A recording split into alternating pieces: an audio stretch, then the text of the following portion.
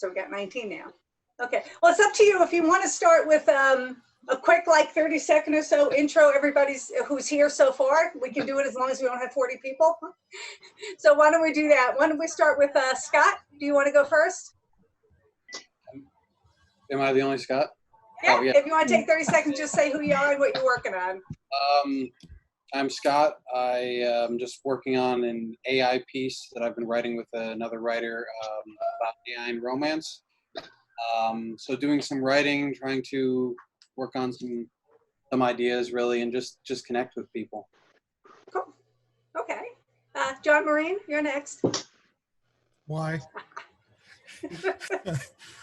I'm not doing much of anything, basically. I'm waiting on a scheduling for a TV pilot. I'm teaching college remotely. Some of them are surviving. Some of the students are not happy. And we'll see what happens next year. Basically, CUNY has already said that there's a distinct possibility they may have remote classes next term. Okay. Alan? Hey, writer, director, producer, working on a feature with a co-writer and my other crew. Cool. Henry? Hi, writer, producer, director, and DP. Just trying to get by these days. I want to shoot something. If anybody has a project, I would love to shoot. Yeah, get that. Lucas? You have yourself. Yeah, hey, actor, writer, filmmaker. I am set to direct my first feature this fall with Emergent Pictures. So we're in discussions with pre-pro and all that, and I'm pitching my TV pilot out with Apple TV and Amazon in LA with some folks there. So. Cool. Rachel? I'm Rachel from Long Island. I'm a camera operator. I'm also working on a short film that I had done in college that I'd like to redo. Well, no problem. Charles? I can't hear you. Muted? I'm not hearing you. Oh, I don't know. Well, now let's go to JB. Hey, can you hear me? Yep. Can you hear? What? We can hear you. You can hear me. Yeah. Line producer in New York, helping finish up post on on a director's project, heading it towards distribution, and just been getting out my the play that I finished to as many places as possible. Cool. Bob? Hi all. Julie? Good to see some of you that I know. Others I don't. Nice to meet you all. Writer, director, producer, actor as well. Lately just spending the time working on a lot of writing and some general auditions that I was able to book. So that's about it. Cool. David? Hi, I'm a writer director. This week I am rewriting a script for a client, which I thought was done, but I guess it's never done. Never done. Janine, why don't you introduce yourself? Tell us what you're working on. Hello, I'm Janine Bartel. I'm primarily an actor trying to be a writer, adapting some short stories that I've written, hoping to make them into short films, acting coach, and I'm doing a script with 15 other women that we've passed around and trying to find a common voice to make it a through line. Cool. Yeah, Tony? Yeah, Tony Dinicio, film writer, Long Island. Working on some projects. Hopefully we'll get things going as soon as we're out of lockdown. Not really anything else to report at this time. Okay. Matthew? Hi, I'm Matthew, actually first AC. I was living in Los Angeles for a number of years, just moved back to New York. Actually flew out back in February to finish up the feature. So now I'm back, just kind of just sitting pat while this whole thing kind of just settles down, just networking to get back on a TV show or a feature. So keep our fingers crossed. Yeah. And just networking with folks, like I said. Sorry. Ken? Hi, you guys hear me? Yep. Yeah, too. Hi, Ken Frank. I'm a writer director. We just finished, and I just finished a feature that I produced and DP'd. Waiting on some festival word and figuring out what we're going to do with that. If the festival run for it gets kind of truncated by this. And then I'm set to start shooting and directing a script I wrote. We were looking at mid-May, and that's probably now not going to happen, but hopefully we can get this done before the weather turns and the days shorten again. We were going to be shooting in Rockville Center. So I'm excited to get going with that. Very cool. Okay, I think I got everybody who's here but me, but I'm Debbie Markowitz. On the board that the Long Island Film and TV Foundation, of which the Filmmakers Connection belongs to. I'm a writer, director, sometimes producer, like to stick with writing and directing, and I'm in post on, I don't know, it's like 5 films. I think I'm down to 2. A series called A Couple of Guys, which Lucas is the star of, whoever Lucas, there he is. Lucas is one of the stars of, as well as Sal Rendino, and I'm also on post on my feature, The Only Woman in the World, which is finally getting closer, and it's going to be so excited to see those done. Who is, oh, Ari, would you like to introduce yourself? Oh, we have Renee there. Oh, too. sure. Ari. Hi, I'm Ari Rossen. I'm really grateful to be here. Thanks for giving me the info, guys. Sorry, I couldn't find it. I'm an actor, writer, filmmaker. I just got a chance to work with Jeremiah on a beautiful Edgar Allan Poe quarantine film called The Bells, which was a delight. And I've got, we have another Jeremiah Kipp short that Jen Plotsky and I co-produced and starred in. That was just on the virtual Garden State Film Festival and on the circuit. And I'm in pre-production on a series called Behind the Serial, based on Behind the Music from VH1 in the 90s, but with American breakfast cereal icons. And Jeremiah and I and another person who's not here, Joe Fiorillo, who's amazing, we're trying to get this feature off the ground that's set in Detroit. So yeah, I'm really grateful. Thank you for making this happen. Okay, Stephen? Hi, folks. My name is Stephen Loomis. My background is as a writer. I'm trying to learn filmmaking by volunteering on anybody's project. I have 2 plays on YouTube. I'd be happy to give anybody feedback on anything you want to send me.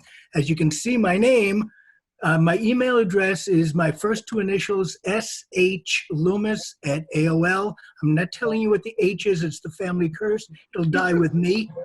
But Tony and Rachel and Alan can vouch for me. I've worked with them effectively, and that's about it. Okay, Renee? Hi, I'm Renee Stork. This is so nice. There's so many people here I don't know, which I love, meeting new people.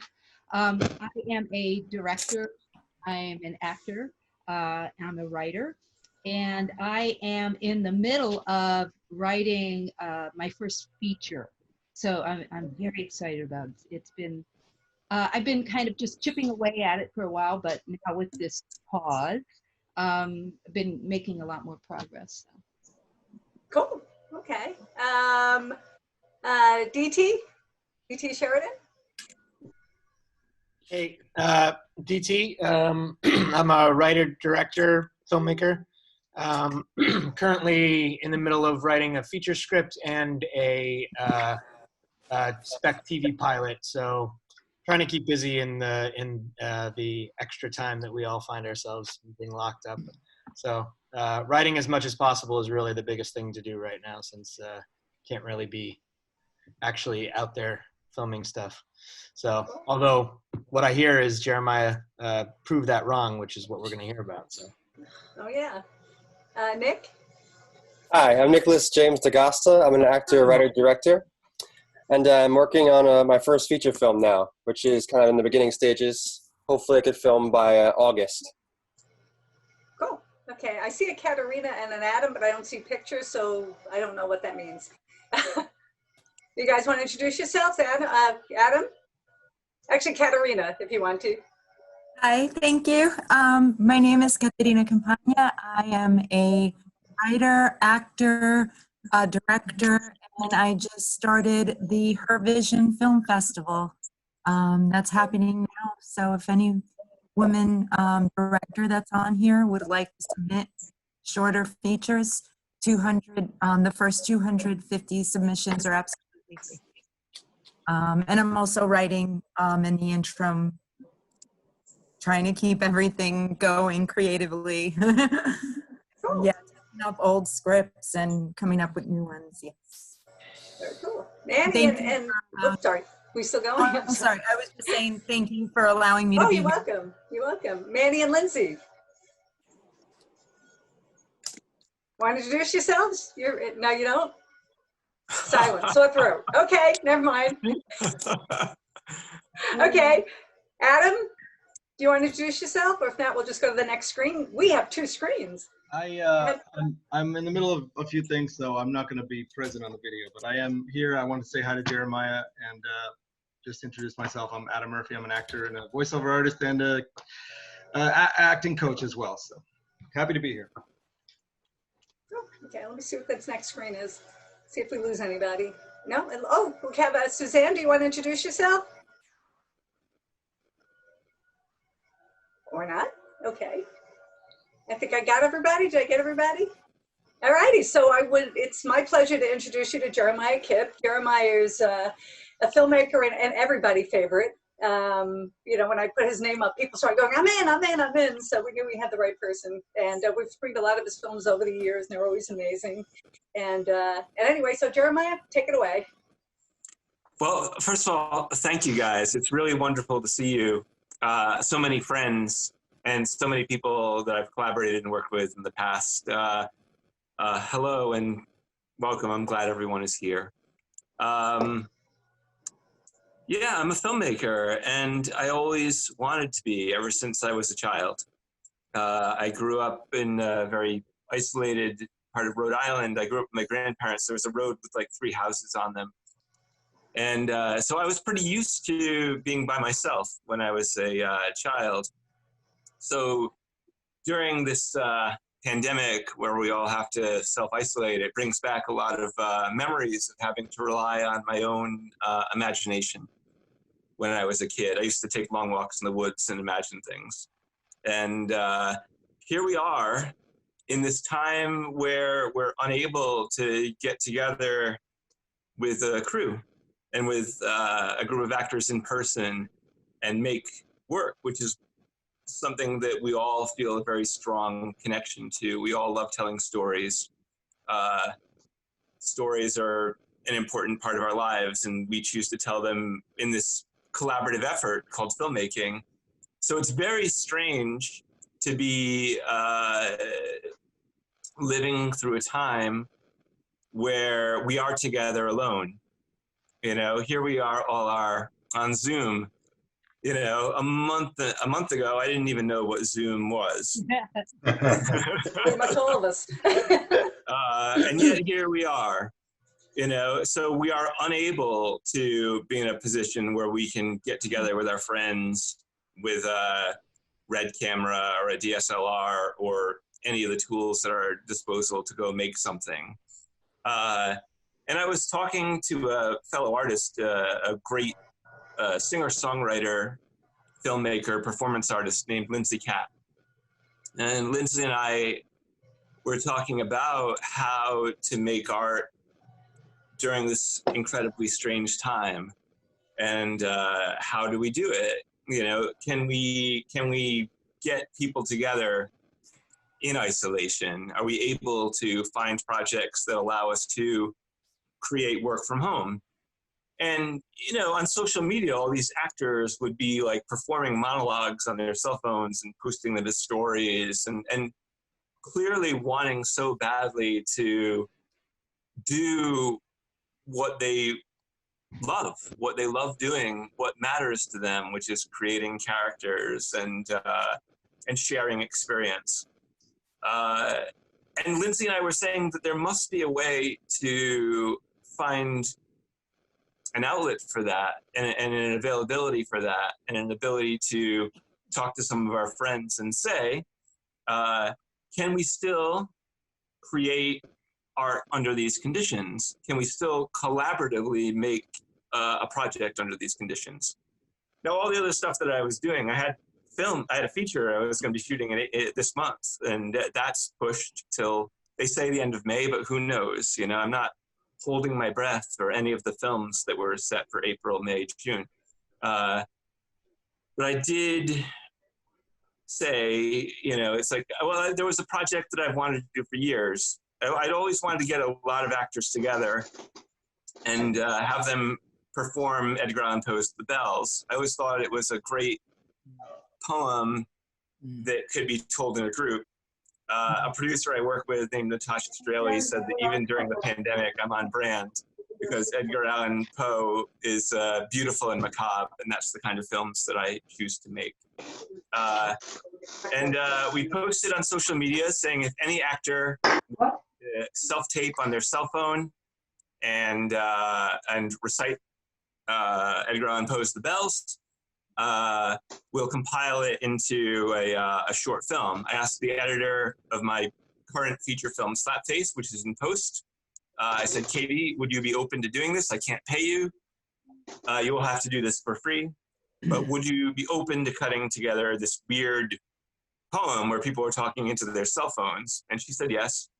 I posted on Facebook and Instagram, kind of not sure what to expect. I wondered, you know, I thought maybe we would get like 5 or 6 responses. Within like 20 minutes, we had too many people. There were more people that wanted to do it than we could even use in the project. So I started, you know, so I cut it off. I started telling people we had too many. And even then, the people that we had, I said, we may not be able to include everybody. Here's the deadline. Please submit a self-tape by Tuesday. And then when people started submitting their work, I was amazed by how creative everyone was. People were really investing in the work. They were preparing. A lot of them were doing really creative things with lighting and backgrounds. And you could see that everybody, all these actors had a very personal take on the poem that spoke to where they were right now. If I had done The Bells 2 years ago, it would have been a completely different film. But the one that we made like a week and a half ago was the one that spoke to where these particular actors were at in March 2020, self-isolating in their own homes. All the fears, all the hopes, all the desires, all the stuff that got drudged up when they recited the poem. The poem is told in 4 stanzas, and they grow increasingly dark and weird and closer to fear. I was really impressed by the different incarnations of this poem. We had 20 different actors who had 20 very different takes on the material. And we had to cut 7 of them just because we couldn't fit everybody. There was one actor in particular who gave a great performance and just didn't fit the tone of the piece. You know, once we had everybody, then we just had to make a decision, which was, are we going to include everybody, or are we going to make a cohesive piece of artwork? And we chose to make a cohesive piece of artwork. And we released it. And I was terribly moved by the response because in a weird sort of way, Edgar Allan Poe's Bells became a kind of rally for what these creative people were going through in this time and in this place. Since the Bells went well, we decided to do more.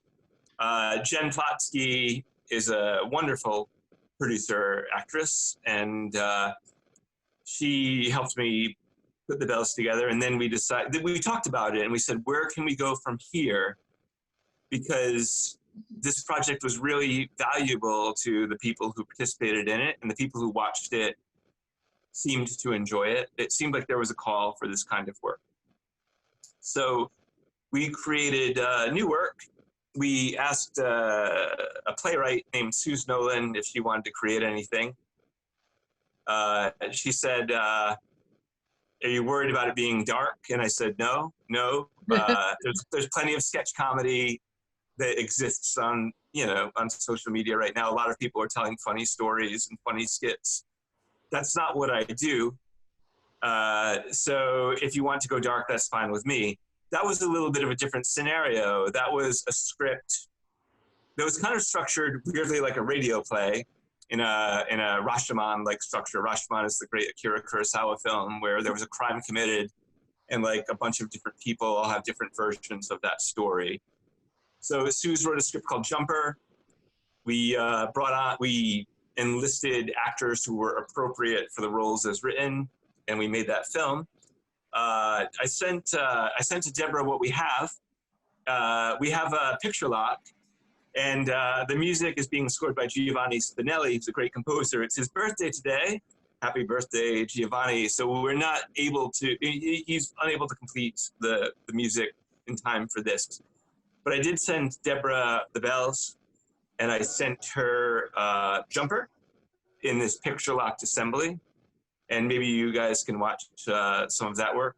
And then there was a third piece that we have in post right now, which is based on a Pablo Neruda poem, which is his 17th.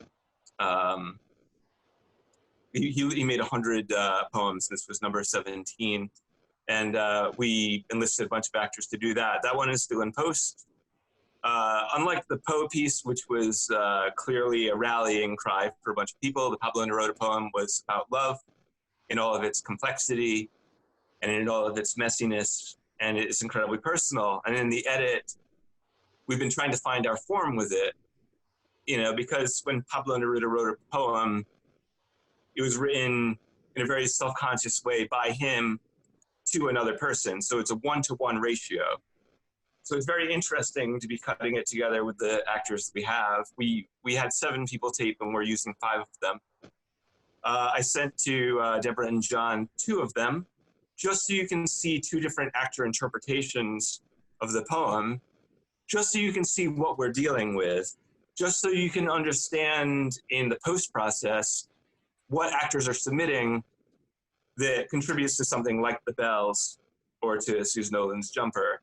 It's like a minute and change, and you can see those, and you can see that the 2 actors have radically different interpretations of the poem. So like that one finding its form is different than The Bells, which feels like something that could be a rally for a large group of people. When you've got like 5 actors that are cutting them together in a poem that, much like love, is about one person to another person, when it's romantic love in a complicated way, the edit is going to be a little different. So we can share that work with you. I was determined, once I felt like there was a need to create this kind of work, to start creating content, to start making stuff. I'd like to just say that anybody who's not creating anything right now, if anybody is sitting at home and all you can do is watch movies and play video games, this is a perfectly acceptable time to do that. And if you're unable to write or create right now, it's a perfectly acceptable time to do that. We're living through something that we have never lived through before. And for me personally, creating movies was always a source of comfort. It always made me feel better. It always made me feel less alone, because I believe that our job is a service job. I believe that we don't make art for ourselves. We mean for it to be shared with an audience. And it's a way for me to communicate my feelings to the world of fear or love or defiance or whatever it is that I want to say in that piece. And that was true of the feature that I made last fall called Slapface, and it's true of these films that are being made by actors on their cellular phones. This stuff matters to me. And I believe that just because we are under these given circumstances doesn't mean that we can't create as a group, collectively, even if that means that we're creating work alone and funneling it to an editor to be formed into a new piece, which is very different than being on set, where there is a director and a producer and a cinematographer and all these people, and you're doing multiple takes and you're able to speak to each other between the takes. It's a very different process. I don't even feel like I'm directing these films that we're putting together. It's more the role of a producer or a chef who's assembling these ingredients and putting them together. I believe that that matters. I don't, you know, it's like I make films for an audience, but also I don't presuppose that everybody in the audience will like them. I don't presuppose that everyone will like The Bells or Jumper or the Pablo Neruda poem. There may be people who it touches deeply. There may be others who think that this is pretentious and an artistic waxing off and a waste of time. That's fine. These things aren't for you then, you know. But we put these things out into the world because we want to share our experiences with others, and we want to share our feelings with others. And I found that when it comes from that place of truth and vulnerability and honesty, we find that we are not alone. We find that we are, in fact, together. And if this work that I'm doing right now inspires other people to go out and create their own work with their own editors and their own tribe, then I think that there's value in that too. If you don't like the work and you feel like you can do better, I encourage you to go out there and make your own work during this time. It's very good. It's a very healthy proposition because it allows you to wake up in the morning and make a plan and go about your creative life, not just your life of exercising and eating good food and occupying your mind during this weird time. But if it allows an avenue for you to go down for your creative life, then I think that's important. I know that I myself, you know, it's like my writing comes and goes in waves during this process. You know, some days, like today, was a good writing day. Other days, like the writing has been entirely worthless garbage. And I put no pressure on myself for it to be good or even to deliver any writing at all during this time. I think that we can only create when we allow ourselves to relax, even if that means relaxing into our fears and relaxing into our doubts, you know. That's where I'm coming from with these projects. And Deb, if you want to have any sort of conversation about it, I'm happy to do that. If you want to show the work, that's great. Yeah. And if you want to open it up to questions, we can do that too. However you'd like to proceed is fine with me. Yeah, well, let's start with showing some of your work. John, are you there? Okay. What do you want to show first, Jeremiah? You want to do the bells first? Let's do the bells first because that was the first one. That was kind of the beta test case to see if this was even going to work. Okay, so let him get that up.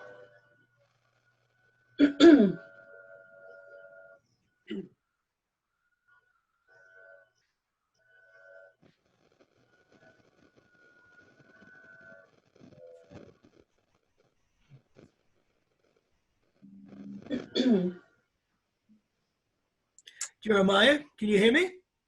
Yes. If I wanted to get in touch with you, are you willing to share an email address? Yeah, I'm happy to do that. I'll start with my website because a lot of people contact me through that. My website is my last name, which is Kipp, K-I-P-P, that's two P's like Paul. Yep. Films, F-I-L-M-S, Kippfilms.com, kippfilms.com. Great. My email is the first four letters of my first name, J-E-R-E, and then a period, and then my last name, Kipp@gmail.com. The line is always open. If I'm slow to respond, even though we all have a lot of time right now, I apologize. But, you know, it is one of those weird things where once you start occupying your time, the days fill up very fast. My friend Charles Chesler, who is on here, he's a photographer, and he's been doing a project called Faces of Zoom, where he will have a Zoom conversation for 15 minutes with another person. And during the conversation, he takes like several photos of the person that he's speaking with to capture that moment and that time. And, you know, you would think that a 15-minute conversation, even if you did 3 of those per day, it wouldn't take that much time up. But Charles has said that he's overwhelmed right now and far too busy to participate in my little pandemic videos right now. He's a wonderful actor. He was one of those David Mamet heads. But Charles is too busy with Faces of Zoom right now to participate acting in my project because it's taking up his days. So if I'm unable to answer an email quickly, it's because there are things that are taking up my day, but I will do my best to respond promptly. And check out Faces of Zoom, which is Charles Chesler's project. And it's kind of the photography version of these videos that I'm doing where he did it with me and it was a brilliant experience. Like he talked to me for 15 minutes. He asked me a few extremely specific questions that I won't repeat because it's part of the experiment. And then when I answered them, he took several photos like immediately to capture that moment in time. It was a very special experience for me. The photo turned out great. And Charles's theory is that a good photo can be taken with whatever tools are at your disposal. And if that happens to be on Zoom, then the Zoom photo is the best photo you can take at that time. If the actor is being their own director of photography and taping themselves on their cell phone, then that is the best version that you're going to get at this time of a film. So Charles, I know you're on this. Thank you for Faces of Zoom. I think it's a beautiful project. I encourage everybody to check it out on Facebook and on Instagram. Okay, now let's see, because John's playing it on one screen, but it's not showing up here. So we're waiting for him to figure that out. Technical difficulties.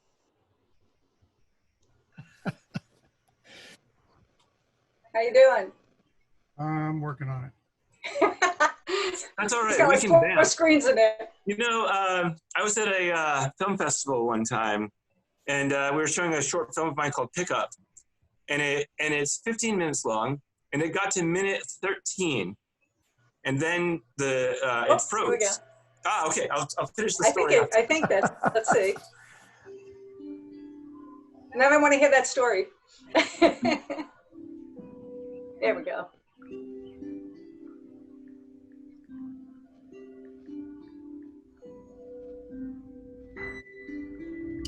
Hear the sledges with their bells. Silver bells. What a world of merriment their melody foretells. How they tinkle, tinkle, tinkle in the icy air of night, while the stars that oversprinkle all the heavens seem to twinkle with a crystalline delight.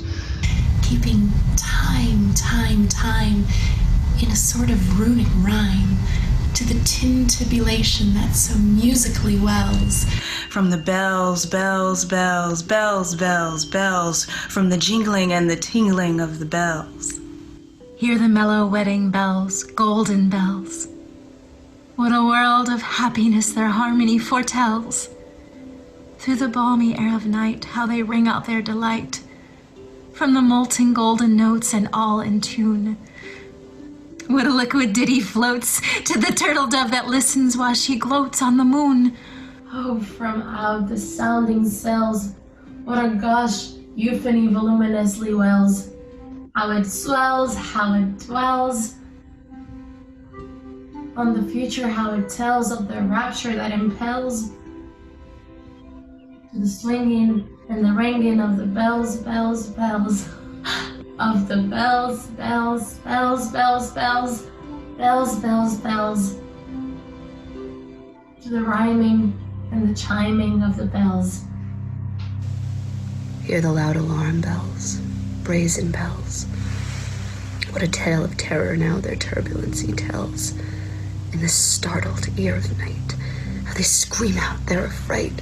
Too much horrified to speak, they can only shriek. Shriek out of tune in a clamorous appealing to the mercy of the fire, in a mad expostulation with the deaf and frantic fire, leaping higher, higher, higher with a desperate desire and a resolute endeavor. Now, or never, to sit by the side of the pale-faced moon. Oh, the bells, bells, bells. What a tale their terror tells of despair. They clang and crash and roar. What a horror they outpour on the bosom of the palpitating air. Yet, The ear, it fully knows, in the twanging and the clanging, how the danger ebbs and flows. Yet the ear distinctly tells, in the jangling and the wrangling, how the danger sinks and swells. By the sinking or the swelling in the anger of the bells. Of the bells. Of the bells, bells, bells, bells, bells, bells, bells. In the clamor and the clangor of the bells. Hear the tolling of the bells? Iron bells. What a world of solemn thought their monody compels.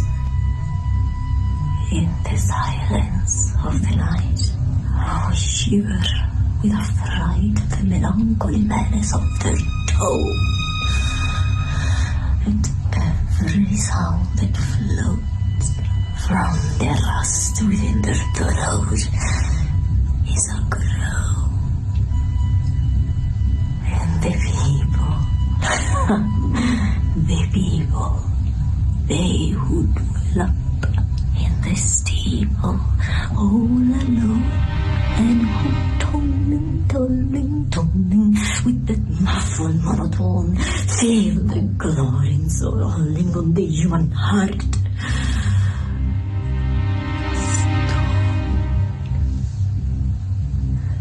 They are neither men nor women. They are neither brutes nor humans. They are ghosts. And their king it is who tolls. And he rolls. Rolls. A paean from the bells. And his merry bosom swells with a paean of the bells. And he dances and he yells, keeping time, in a sort of runic rhyme to the paean of the bells. Keeping time in a sort of runic rhyme to the throbbing of the bells. Bells. To the sobbing of the bells. Keeping time as he knells in a happy runic rhyme to the rolling of the bells. Bells. To the tolling of the bells. Of the bells. Bells.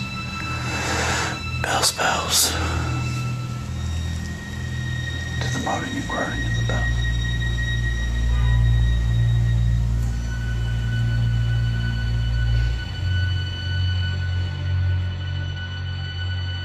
Nice.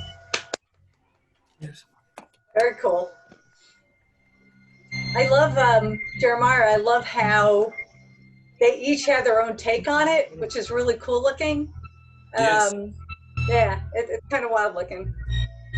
Love that. Yeah, the joy of it was seeing the actors' individual contributions, and that became the pleasure of watching it, was to see what each actor brought to the table.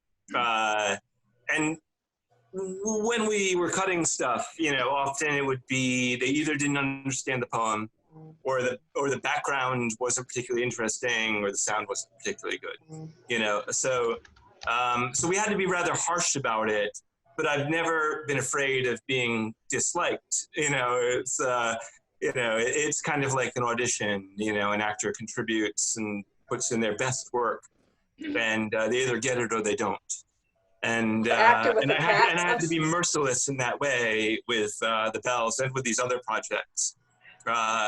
So the things that we learned from the Bells was that not everybody shot horizontal. Some people shot vertical. Not everybody shot 1080p. So we tightened up the rules for the next film. And since the Bells was so abstract, Jen and I talked, and we wanted to tell a story. We wanted to tell something that was more framed as a narrative for the next piece. And, and Jumper was a result of that. So, so by that point, Susan Nolan had seen the bells, and the actors who participated in Jumper had seen the bells and knew more generally what to expect from the thing. So Suze wrote a script. We went through several drafts of it. One of the goals of these pieces is to make them quickly and put them out there quickly. Not unlike the concept of the 48-hour film. But with limits. It's like we can do a second pass at something. Like we've done a little bit of ADR. Like for the Neruda film, the composer, Evan Joseph and Luke Schwartz sent a pass in that I rejected. I said, no, you have to go back and go again. So it's unlike a 48-hour film in that way, where like there is no 48-hour deadline, but we do want to create these things relatively quickly. It's very different than making a narrative feature or a short film. They feel more like radio plays or something. Deb, would you like to go right into Jumper, or do you want to talk about the bell? Is there anything else? Yeah, we could do. Well, John. Yeah. You have Jumper? Yeah. Okay, just give me a minute to get this up. Great. So I'm going to tell the rest of that story. So we were showing a short film called Pickup a couple years ago. Mm-hmm. And this is a vamping story while John puts it together. And it arrived at minute 13 out of 15, and then it froze. And filmmakers in this group, you can identify with the horror. I know it's happened to everybody where the sound drops out of your film or it freezes up and the audience can't watch the ending. So they had to figure it out. So I just kind of got in there and started talking about it as if it were meant to happen that way. When you're watching a serial show like Breaking Bad or Games of Thrones, it ends at a peak moment, and then you have to wait till next week for the rest of it to happen. So I definitely milked that for the audience.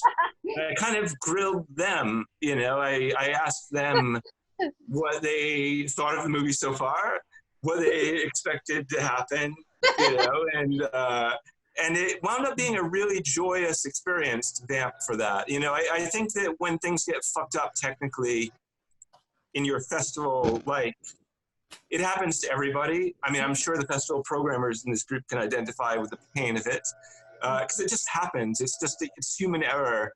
It's unstoppable. And you have to figure out a way to make that part of the enjoyable part of the journey, because it's very easy to want to cry and curl up in a fetal position when the thing that you worked on so passionately is getting all fucked up by technical difficulties. But you have to enjoy it. You just have to accept that's part of the journey. John, are we ready to go? Looks like we're ready. There's no music, and this is a picture lot. She was so beautiful when she was born. But she had these eyes, like big brown buttons, dark, fathomless. Just before she was due, her mom and I realized that we hadn't heard from her in a few days, so Mary says, let's drive in and see Amy. And because my wife is a witch when it comes to things like this, we drove straight to St. Vincent's. Worst commute ever. We see Matt at the vending machines. We have a Claire, he says. My little girl had a little girl. I hold her tight. I bounce her all over the apartment. Bounce, bounce, bounce, bounce, bounce. I sing every song I can think of. First, I try to refill my Metro card, and there are 3 tourists blocking the machine. And they're clueless. Everyone comes with presents. Stuffed animals, clothes with little duckies on them. The first week, you're home. Then, novelty wears off. I try and be patient as I watch my life ticking away, but every time I think one of them is done, they put their card back in and try it again. I'm like, give me your fucking card, I'll do it for you. Now it's just me and Amy and this space alien who can't tell us what the problem is. At her 1-month checkup, I tell Dr. Lee she isn't sleeping. It says in What to Expect that they're supposed to sleep 18 hours a day. Dr. Lee says it just feels like she isn't sleeping. I head down to the platform, and some jerk coming up the stairs carrying a cart jostles me. Top comes off my coffee, there goes half my Joe, all over my briefcase and down the side of my suit pants. We get on the train at Smith and 9th. Theo had to go to work with me because he had pink eye and they wouldn't let him back in school till he was on the drops. So I loaded up the iPad, packed him a sandwich, and off we went. The first time we come to visit, I bring all this food. Chicken cutlets, a big pot of minestrone soup, 3 quiches. Matt was so grateful. She asks me if it gets better, and I say, oh no, it gets a whole lot worse. And there was Claire, my red-faced, writhing ball of fury. And I knew everyone was looking at me thinking, if you were better at this, you wouldn't be so unhappy. We were lucky to get 2 seats together, so we settled in, and then the train stopped. It was a jolt. The lights went off, then on, then off again. We all waited to get going again. 3 days, 3 nights. I kept singing, good night, moonlight ladies, rock-a-bye, sweet baby Claire. I bounced her, I bounced her, I bounced her. For hours, I stared at a spot on the brick wall. By 4 a.m., there were spiders spilling out of the cracks. So after the 3rd night, we would toast. So I asked Amy if we could ask her mom for help, but she didn't want that. Said she was embarrassed. So I called Diane and said, can you come and spot us for a little bit? Matt called me at 7 a.m. He said the baby had been crying for 3 days straight and could I come? I said, sure, no problem. I have to confess I was getting a bit annoyed until I saw the motorman walk through the car and saw the look on his face.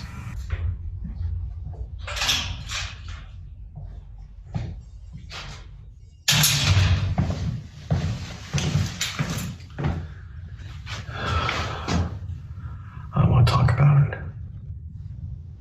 She said we needed to get an exterminator for the spiders. I didn't want to leave her. But we had to get rid of the spiders. And I didn't want Diane to think we had a dirty house, so I whispered to Matt, we have to get some spray. When I got there, she looked rough, you know? But that's how it is for the first 3 months. I took Claire and I told her to get out, just get out. Diane said I could take my cell phone and I could check in if I wanted to, and she pushed me out the door. I think I was still wearing my sweatpants. After 20 minutes, and now the platform is nice and full of the finest of humanity, let me tell you, an announcement comes over the PA system. Due to an earlier incident at Carroll Street, all F trains are running with significant delays. I tell her to take her phone and not to come back for at least a half an hour. Go get something at the supermarket. I hated leaving her. Leaving them. Said I had to drop off something at work. Truth. I was afraid of what I was going to do if I didn't get out of there. I don't want to talk about it. I wander the aisles at Christides, and the longer I'm there, the more I realize I don't want to leave. I start reading the recipes on the back of pasta boxes. Anything. I didn't want to go back. We had to walk through all the train cars all the way to the front. Every time we got to another car, we held the door for the person behind us. Before I know it, I'm walking down Smith Street and I see the entrance to the subway and I think I could just go. Well, when I don't hear from her for an hour, I think, great, cool, she's finally taking some time for herself. Then 1 hour became 2. I don't know how I get there, but I'm on the platform. And everyone else just seemed so happy. When I saw her number come up on my phone, I was like, at last. The spiders are on my legs now. I keep thinking, I'm dirty. I'm useless. She could do so much better than me. Then I saw the text. It read, I can't. I'm done. I give up. When we got to the front of the train to get off, Dad took my shoulders and told me to look away. All I could see was a leg. She was wearing sweatpants that read forward the track. I don't want to talk about it. So, 10:30. I finally get to my desk, turn on my computer, and Jimmy comes over to my desk and says, "Hey, you get caught in that mess on the F line?" There was a jumper, Carroll Street. She was my buddy.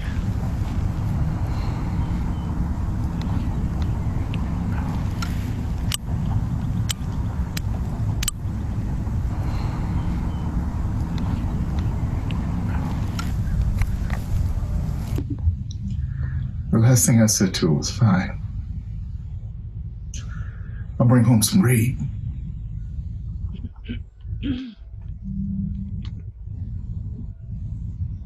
I should have said I love you.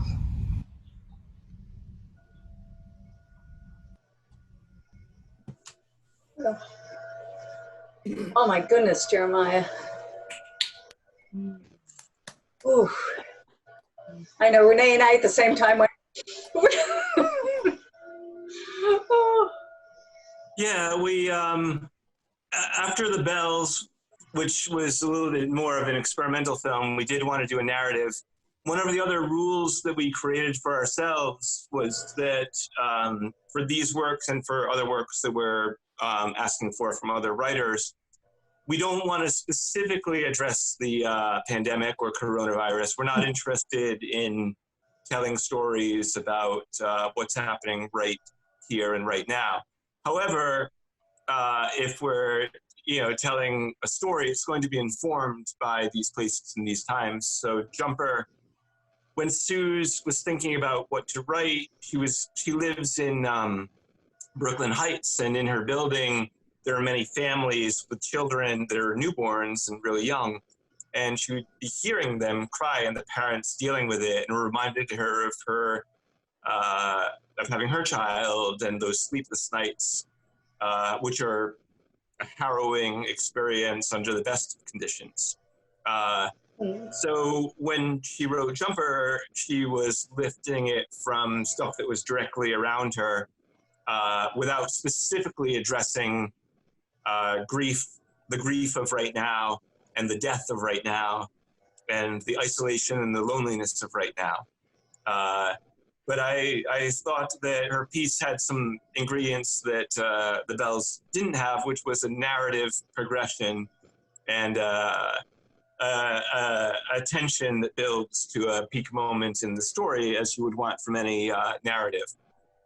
And I was really happy with the group of actors that were willing to go with us on the adventure. I really love those guys. I love the cast of The Bells, and I love Jumper. The actors that are involved are all people that really matter to me. I love actors, and I love their contribution to films. I always have. And a couple of them are here this evening. So Ari Rossen was in The Bells, and Bob Shelley was in Jumper. If either of them are interested in speaking about their experience of making this, because it's very different than working with a director. It's very different from being on set when you're self-taping on your cellular phone. So, so since Bob hasn't seen Jumper yet, this is his first time seeing it, I'm going to give him a moment to give it a think. But like, maybe Ari Rossen first could talk about The Bells and how he chose his interpretation of that poem and what the process was like for him. Well, first of all, Jeremiah, I just want to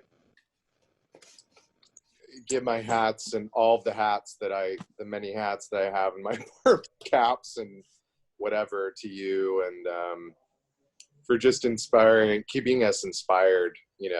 I really it just means a lot. I'm having a hard time putting that into words right now, but just know that I care for you deeply, and I'm so glad and grateful that you're here. And I just wanted to say that up front, and that everyone is here. It means a lot. You know, it's interesting. I live in Midtown. It's never been this quiet. And I've wanted for the longest time, like, I have these taxi driver moments where I'm just like, just shut it all down, you know, sweep the streets clean. And I got my wish, and now it's just like, But I will say this, I actually live just behind the St. Malachi's Church on 49th Street. And the bells actually toll on the hour, every day. And it's one of the most beautiful things that I'm really able to hear right now. And I couldn't have timed it better that when Jeremiah had reached out and when I was working on the stanza, that the bells, I was experiencing the joy of hearing the bells chime so beautifully. And even though there was a kind of sadness to the emptiness, the empty sound afterwards, there's just such a joy to it, and the joy to the depths of this poem, and how it starts off and then it goes down that beautifully dark Poe path that is just so uniquely his. And so I was just honored to be a part of it, and that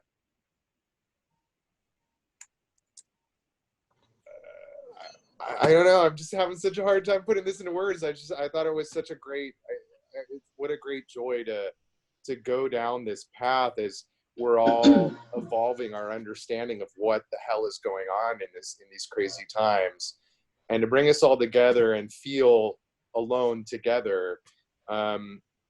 It's just such a deep sense of community, and as a musician, I relate to that too. The music of it all, the musicality and the tonality. It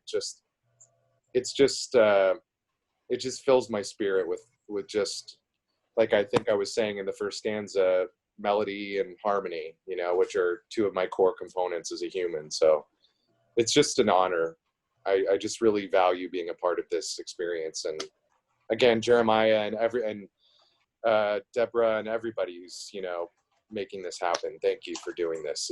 It brings light to me and to, I think, a lot of people. I don't really have much more profound stuff. And you know, it's like when we were putting together, we had, like, you know, all these different actors, and it was a big decision to choose who goes first, who's the very first person that the audience sees. And I guess it's not a surprise that Ari thought about it musically, as Poe did when he wrote the poem. He thought of it in terms of a soundscape. Ari is, as well as a wonderful actor, also a musician. And in the piece, since it got progressively darker and darker and darker as it went on, it was important to start the piece with somebody who was an irrepressible life force. And Ari Rossen certainly is that to me. I find him to be a complicated man, but an optimistic one. A man that is incredibly pure of heart, and that it comes through his life in his acting, which is tremendously earnest, which in these days is kind of like punk rock, and as he said, very musical. So thank you, Ari. It was beautiful work. And so let's go to Bob for Jumper, which is a different scenario, which is awesome. The script was handed to him and saying, play this part of Barry the commuter. What was your take on the script, and how did you build the character, and how did that process go for you of making this tape, Bob? Well, the script, I love the script. When you sent it and asked me to be part of it, truly, you know, to echo Ari's comments, you know, working with you is always a pleasure. The experience of actually doing it, you know, because, you know, I don't care whether we're on Zoom or whether we're on a set or whether we're in the same room with other actors, we're all, and our insecurities are always there. This experience kind of elevates that to a certain degree, because you're given the script, you have the part, you're shooting yourself, and you're thinking to yourself the entire time you're doing it, and after it's done, did I give him what he wanted? Oh God. Because, you know, I asked Jeremiah, I said, do you have anything you want to say to me before I do this? Or do you want me to just roll with it? And I was really hoping he was going to come back and have words of wisdom for me, but he basically came back and said, just roll with it. So it literally, it made you work harder. And I didn't know any of the other people in it except for one other person, who I've worked with before, and I love, and you know, working with Jeremiah, the one thing I can say is that as many of those insecurities that arose during that process, and more so after it was already sent to him and Jen, and hoping that what I sent was going to fit into whatever it is this was going to look like in the final product, which, by the way, Jeremiah, awesome job. And I think the people you chose in that cast fit those characters really, really well. Mm-hmm. I don't know what that says about me, but it came out great. And it's a testament to you, because I know you, and there was this level of letting it go, just because knowing your work, I know that you're never going to let people down, and people can trust their art with you, or they're part of it with you. And the way you crafted that together at the end, and the edit looks great, man. Really does. Thank you. Beautiful. Bob, thank you, man. I really appreciate that. I mean, Bob is also a great film director, which is perhaps the reason why I didn't give him any notes. I mean, like, the way that you work with one actor is different than you work with another actor. So Bob, like many of them asked me, do I have notes? And with Bob, I said, no, just go with it. Because Bob and I have known each other for a very long time, and we've worked together a lot. And I trust him, you know, I trust Bob, I trust his work, I trusted his interpretation. We hired him for a reason. And Suze and Jen and I believed that Bob was correct for this part. There are some actors that you just don't want to say too much to, because you want to see where they're going to go with it. Now, one of the things that Bob did that was a great gift was he did multiple takes. So he would do stuff where, like, you know, for the very last time that you see his character, there were some passages that were radically different. And he gave us some different interpretations where it's like, essentially he told us, like, do you want the character to remain oblivious to the given circumstances, and it's just kind of like, some shit went down today, haha, you know? Or do you want him to have this moment of realization? You know, I didn't tell Bob what I wanted, so he gave me interpretations, which I thought was very beautiful and prescient of him. And it allowed us the ability to work with the editor and consider what the best storytelling would be. So, you know, I mean, you know, because Bob is also a writer and also a director and has been in the editing room, you know, like, he gave us a menu of choices, which I'm very grateful for, because it certainly came in handy.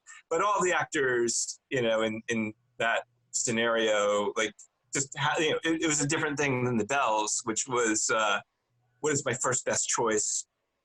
I'm going to go purely on instinct with it. With Jumper, since it was a narrative script, it afforded the actor an opportunity to mine the material a couple of different ways and, like, try different things. And Bob certainly did that, which I thought was very beautiful of him. So that's how Jumper came together. I love the piece. I feel really good about it. Suze is writing something else right now that I haven't seen the draft yet, so I have no idea. I mean, I know what we talked about, but I haven't seen what it is. I know that I can only give a small hint and say that if anybody knows the film or the book 84 Charing Cross Road, it's kind of loosely on that. Because we've done The Bells and Jumper, which are both incredibly dark. And the Pablo Neruda poem is, while not dark, it's incredibly sweepingly romantic, but it's incredibly complicated, as I believe that love is. I think that, you know, if we're to talk about love right now, let's talk about it in a way that is warts and all, and in all its weirdness, and in all its complexity. Love is not white as snow, and neither are Pablo Neruda's poems.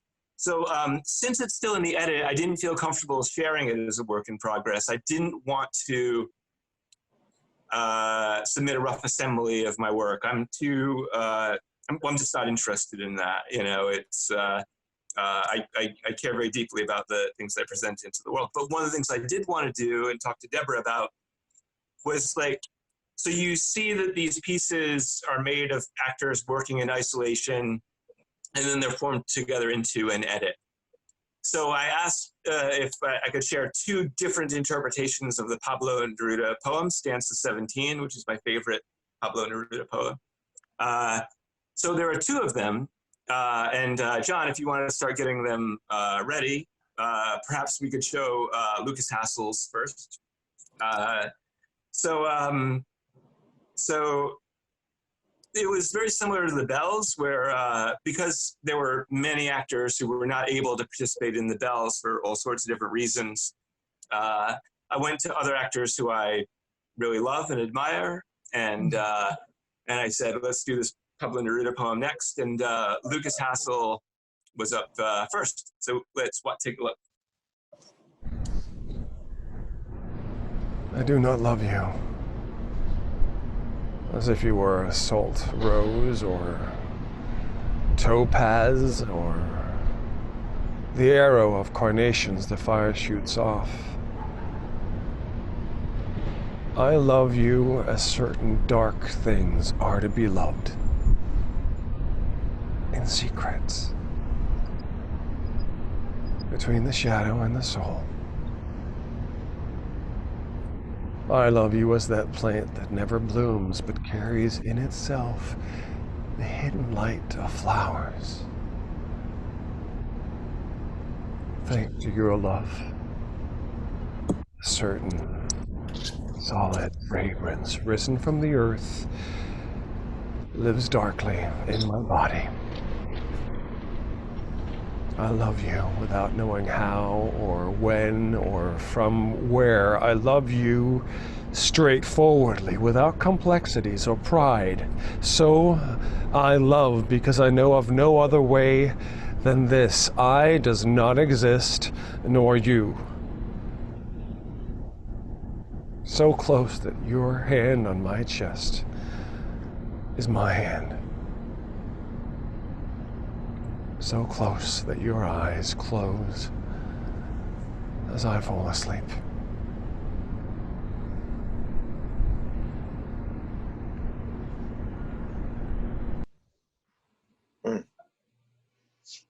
So that was Lucas's interpretation of the poem. Well, first of all, Lucas and I have known each other for very many years. We've worked on many, many, many projects together. He's one of the actors that I feel closest to in my artistic life, which is very funny because we're very different. I'm incredibly straight. He's very gay. He's very tall. I'm very short. I'm Napoleon-sized. But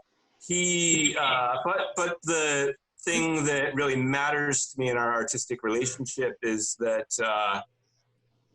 he is completely unafraid of delving into the dark, into the places that are not pretty, into the places that are not comfortable.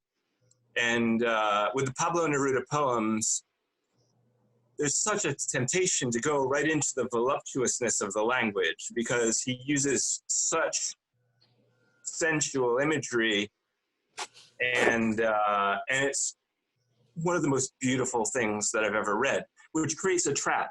I call it the beauty trap. You know, it's like if you fall in love with the love of the thing that you're saying, it becomes disgusting. It's like putting butter on top of butter on your toast. It's the worst thing ever.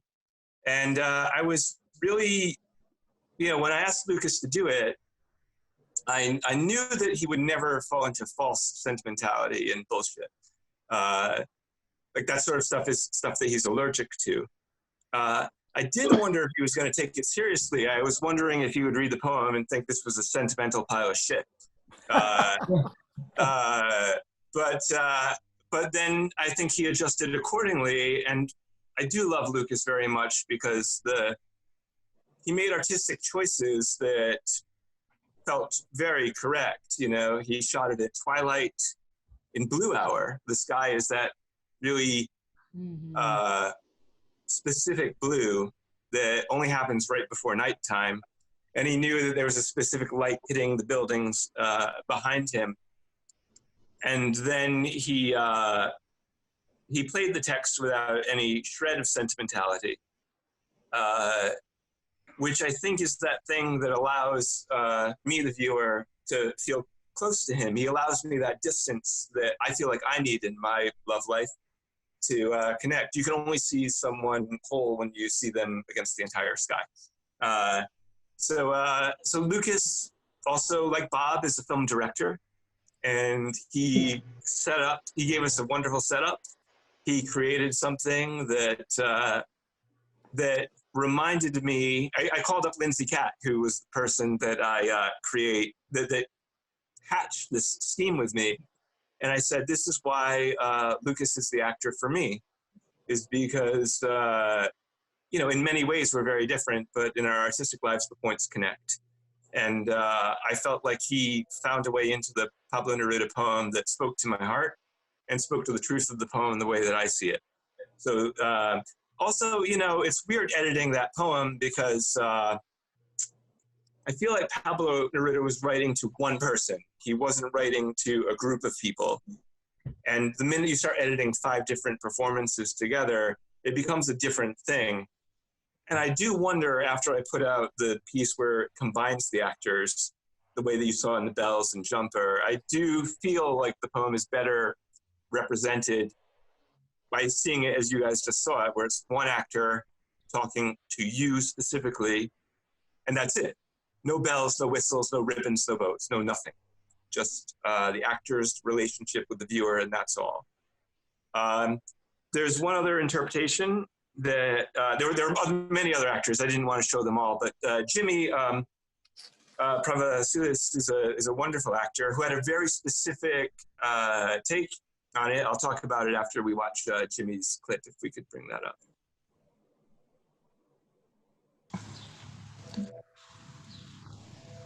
I did not love you as if you were salt rose or topaz or the arrow of carnations the fire shoots off. I love you as certain dark things are meant to be loved, in secret, between the shadow and the soul.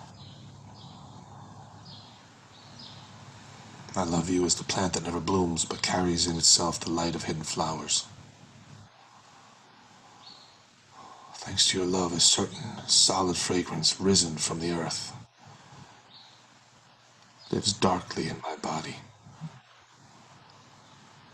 I love you without knowing how or from where. I love you straightforwardly, without complexities or pride. So, I love you because I know no other way than this, where I does not exist, nor you. So close that your hand on my chest is my hand. So close. Your eyes close as I fall asleep.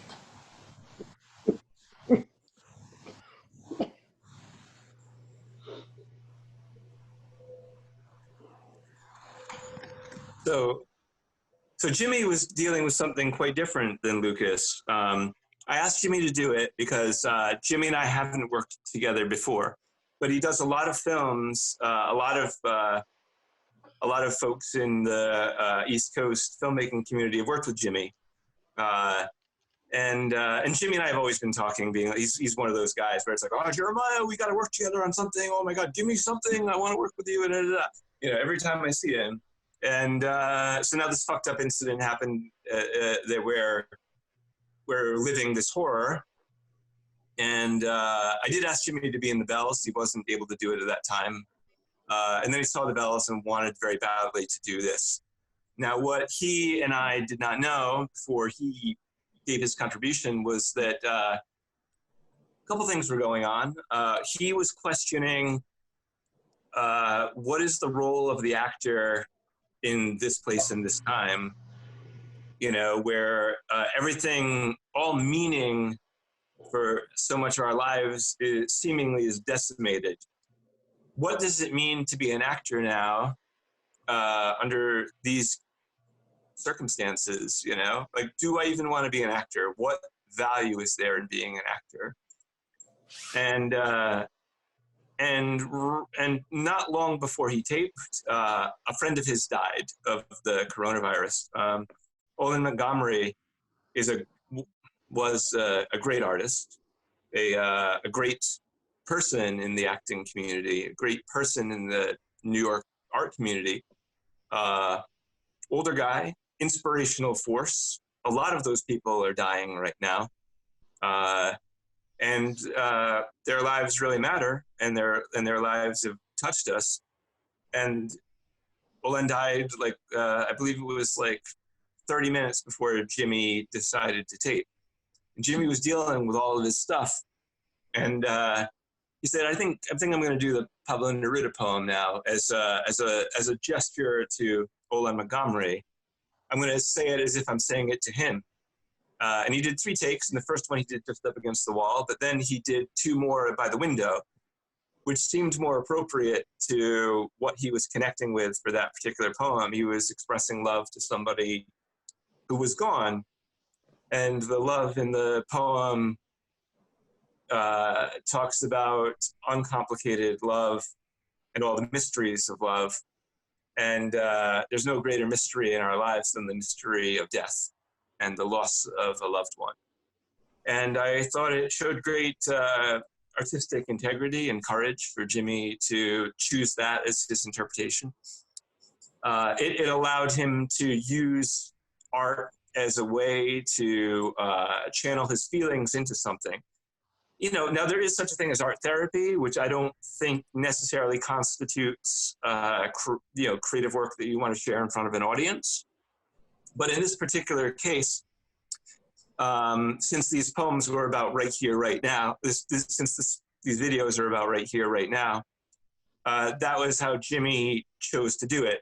Jimmy was choosing to deal with how he felt that day, that afternoon, and put it into the work and express it and come what may. He sent in the work and said, you know, I don't care if you use it or not.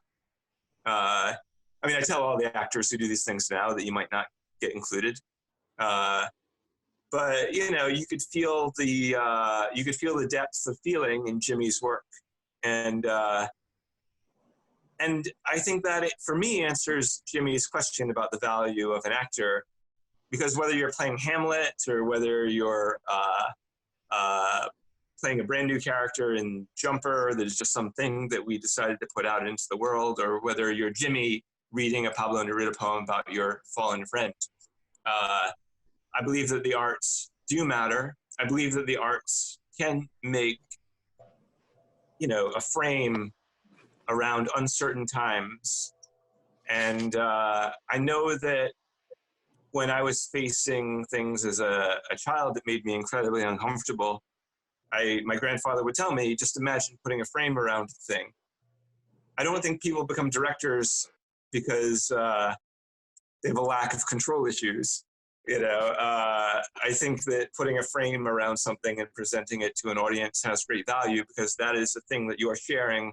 You are sharing that piece of reality with the audience.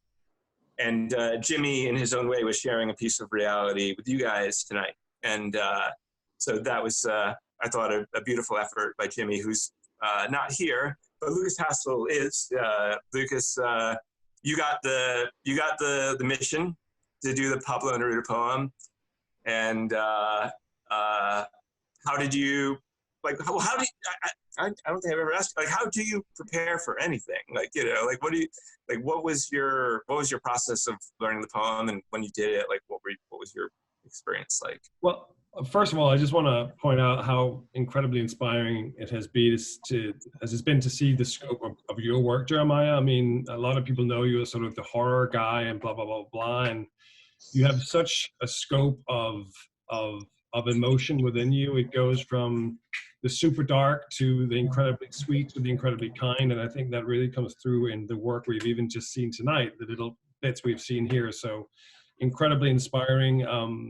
Jeremiah, to me, is a mentor in many ways. It's someone I've always looked up to, both as a writer and filmmaker. And so it's been incredible for he and I to develop this frequent collaboration that we do. And I'm really grateful to be part of that. When you asked me to be part of this particular project, I prepared for it the same way I usually do.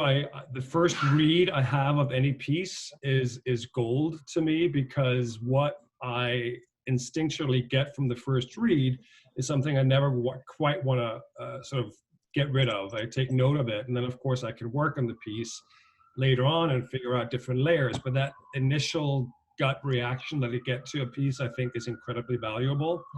And with this particular piece, it became very clear to me that this particular poem, although it was very much about love, it also had an incredible dark side in terms of, you know, love is almost an obsession to a certain extent. You become obsessed with something. And so there's a very sinister side to any kind of obsession. So although love, overall, we can all agree it's a fabulous thing when we experience it, I think there's also the flip side of that, is that it can very easily sort of take over your life and you can lose yourself. So I thought I would lean into that side of that poem and figure out a character who really had given into sort of the darker side of love, and the fact that the choices were really taken away from him in how he was pulled through it. Wonderful. Thank you for doing it. It's always a joy to see your work and to collaborate.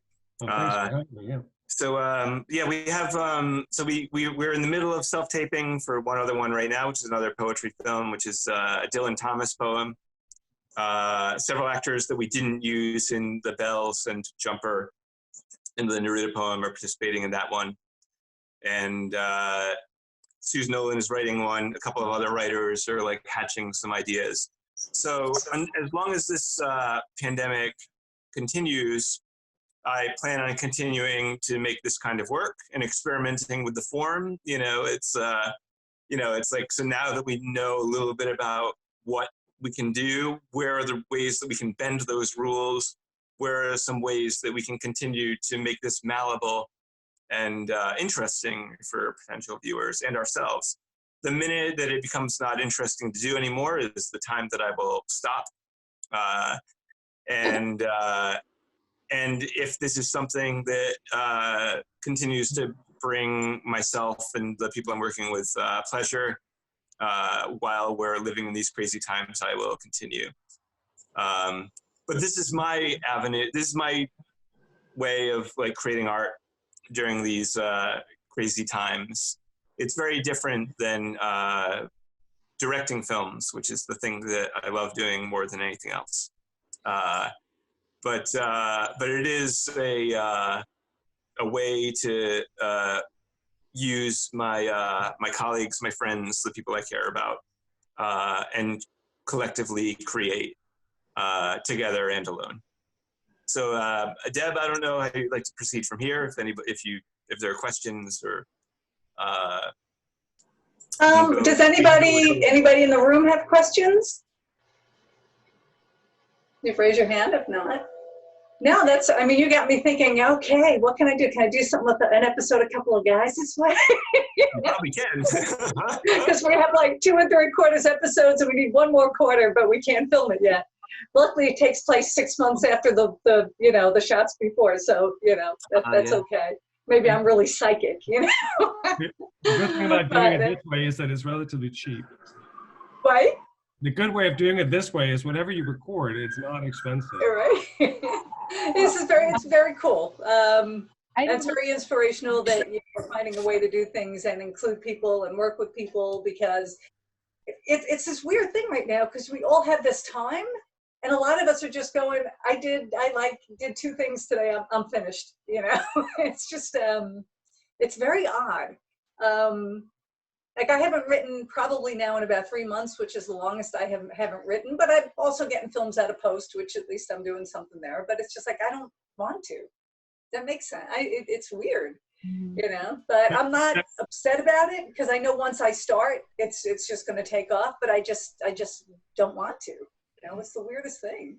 Can I just give a shout out to Charles Chesler's amazing lighting and dark background? It's very yeah, that's sinister. incredible. How are you doing that? We can't hear you. You muted yourself. Do you have a way to unmute yourself? He's muted. There you are. He was unmuted, but it doesn't seem to work on his computer. Sign language? Light? It works nice. It looks like a solar light or something, yeah. Oh, Solar. Solar light. Fun. Oh, I love those. Like REI. You can, yeah. Those things are awesome. Looks like They're portrait like, mode. up. I don't have a question, but I do have a comment that I'd like to make. I just, you know, Jeremiah, when you were talking, and also kind of Debra, what you were just talking about, you know, so many people I see on different social media platforms talking about how they're doing this and how they're doing that, and a lot of artists, but there are so many of us that just can't do that right now. And I think that, like you were saying, that it's okay that happens. I think it's really important. Totally okay. To yeah. give yourself space, because I think that's what the artist inside you needs. Mm-hmm. So just that, and I just also wanted to say thank you so much for sharing this, your process and these ideas, and I just am blown away by your generosity to be sharing all of this. I just feel like as a filmmaker, a lot of times very isolated, and I don't have a mentor, and I didn't go to a school, so I feel like everything I learned, I just try to pick up on my own.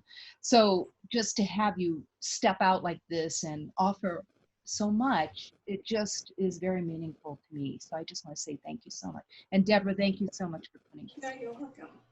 See, I kind of felt too that I wanted to, I mean, hopefully we're still going to have the Long Island International Film Expo when we're supposed to, but we won't make that decision for another probably month and a half and assume it will still be in July. But I wanted to do something that filmmakers could find a place to at least talk to each other and have that going on. And since we're Zooming it, it's not like I have to go, you know, half an hour out of my way and then spend 2 hours in it, because I otherwise we have 2 meetings a year. But since I'm working from home, I don't have that travel time, you know, and this is easy enough to pull together, and we don't need people who aren't just from Long Island, although of course, you know, I want Long Island speakers as well.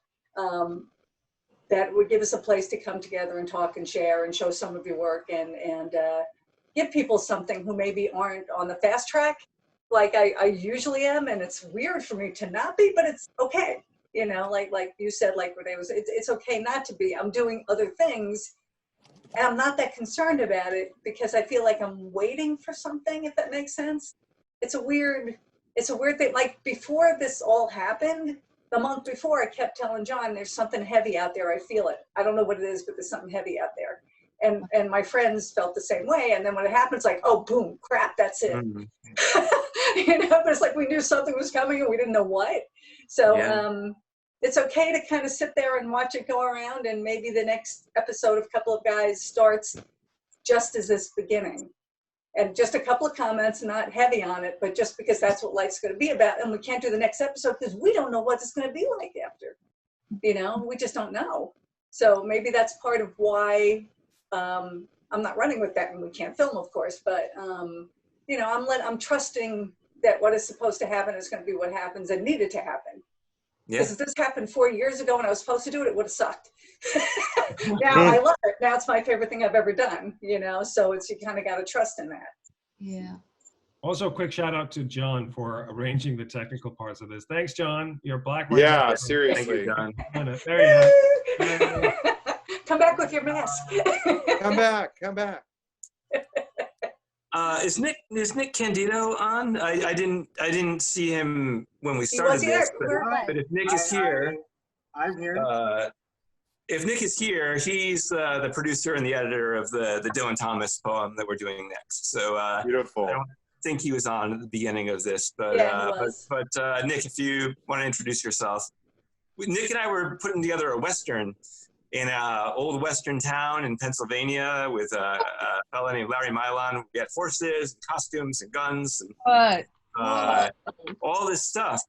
And that's pushed to this fall or whenever this stuff whenever it's meant to happen. But Nick, thanks for cutting and producing. I mean, like Nick started assembling this massive cast for the Dylan Thomas poem. Nick, if you're able to, can you introduce yourself to this group? He's a wonderful producer. He's produced independent films. I think he produced a film that Bill Irwin was in. Bill Irwin's one of the great Broadway actors, and was Mr. Noodle on Sesame Street. Yeah. Nick, can you hear us at all? Yes. Yeah, Jeremiah, I've been here the whole time. All right.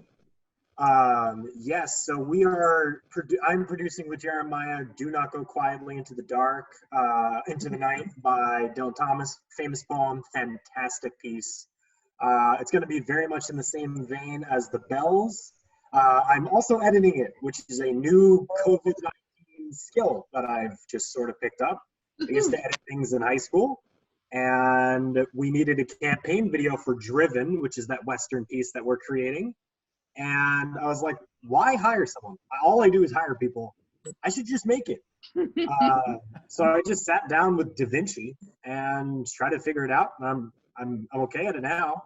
So I'm happy to edit this piece that we're working on. I'm an indie producer and I make a lot of stuff, music videos, TV shows, web series. So I'm always trying to pick up more projects.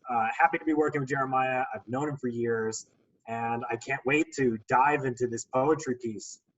So thrilled about how it's going to turn out. And Nick, if these people are looking for a producer, how do they find you? Oh, goodness. Here we go. Of course, my name is Nick Candido.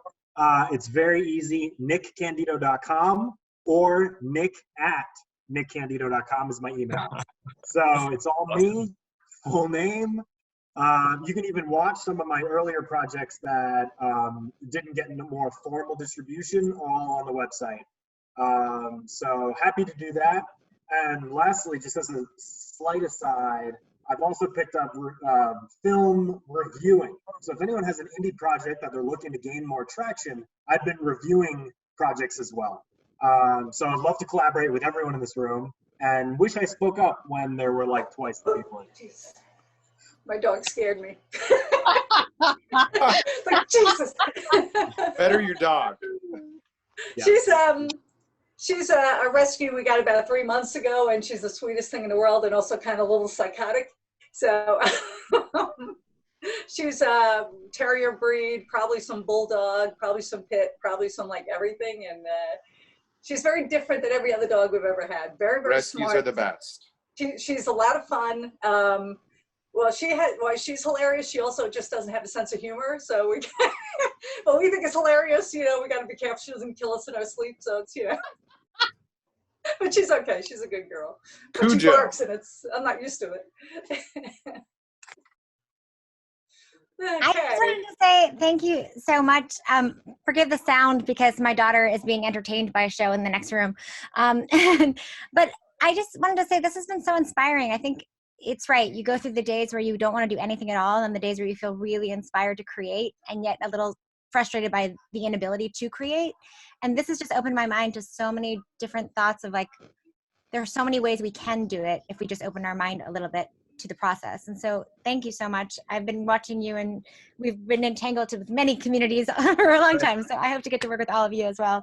But this has been really wonderful. And one of the things about the movies you make, that there's something really beautiful about the way the storytelling comes about, that it's not only personal to the actors, but then they somehow bring it in and connect to the audience in a way, and the way that eye contact works, that especially during this time feels like human connection.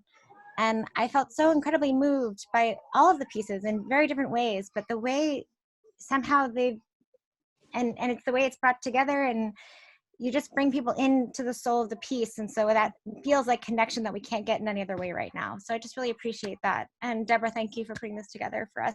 It's really nice to be among like-hearted people. Thank you. Oh, thank you, Janine. That's awesome.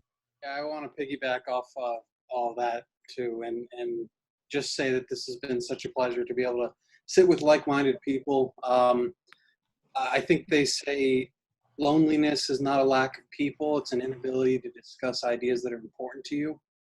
And if this is a forum for doing that, I would love to continue to sit with you guys and talk more about this. Jeremiah, you're absolutely right. These ideas are out there. They're out there in every one of us. I just before the time you released the bells, I was talking with my brother. We have a lot of goofy ideas, and one of them was, this stinks, but what must the FBI agent tracking my every single move, who is also quarantined, having to sit and watch me do nothing, what must he be thinking? That is it. People, we can do this stuff. We can still connect to people. It's just, there's this added layer here. So thank you guys for having this. Debra, thank you so much for organizing this. Next week, just so you all know, Lydia and Lindsay and Manny Serrano, 7 o'clock on Monday, going to be talking about, and they're so much fun, aren't they?